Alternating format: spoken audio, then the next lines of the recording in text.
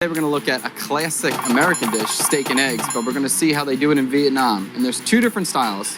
One is a little bit more dangerous, and one is a little bit more safe. I think we're going to start with the danger first. Let's go get bò nè.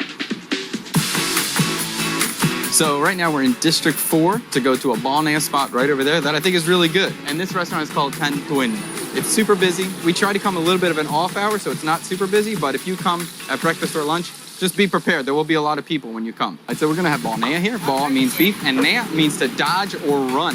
So this beef tends to be a little bit messy and be a little bit dangerous, so you wanna be careful as you're eating. You might have to move around a little bit. I've also heard nè translates to the shape of the pan, although I much prefer the translation of dodging and running. It makes it sound a little bit more fun with the fear factor going on. Just be prepared to get away from any flying oil. And this place also says that there không có chi nhánh, which means there's no other locations. So if you're trying to go to this restaurant and you're not in District 4, you're not at the right place. This is the only one. The dish starts with a special marinated beef, 1, 2, or 3 eggs. You can get as many as you want. Every order comes with a simple side salad with vinegar dressing and some of these crispy banh mi. Finish with liver pate, and your bò nè is ready to enjoy. Now the dodging part. Be careful. So this is bò nè. Luckily, through all that shooting of B-roll, it's cooled down a little bit, so I don't need to dodge anymore, so that's cool. This is the pretty standard setup for bò nè. When you get it, you're always gonna get your protein, whatever you order. You're always gonna get some kind of banh mi, and you're always gonna get some kind of salad. The salad usually has a little bit of like a light dressing, like a little bit of a vinaigrette. And it does. A little bit sour, a little bit bitter. It's good. It's better when you eat it together, but it's good.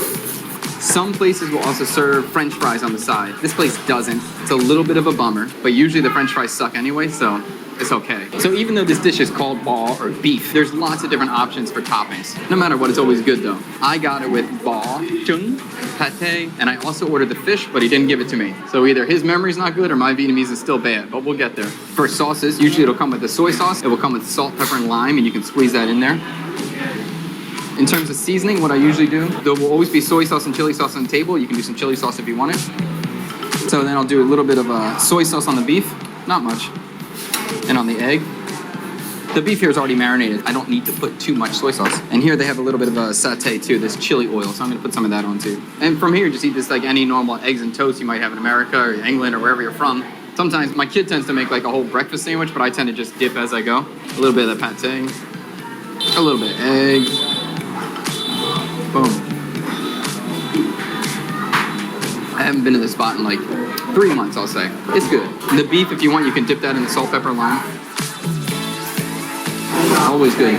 We're lucky the sky looked like it was gonna have a big rain, so it's not so busy today. Normally this place is packed, and they close at 11. Sometimes they run out of food before 11, so if you're interested, get here 9 o'clock, 9:30, 10. If you show up late, there might not be any bread left. Every time I get this, there's no way I only eat one banh mi, so you can always get a second one, and we already pre-ordered my second one because I'm gonna need it. I love this so much. The beef here is marinated really well, so you don't need much seasoning. Sometimes the beef is a little bit on the tough side, but this one is tender. Anytime I find a tender beef spot, I'm coming back.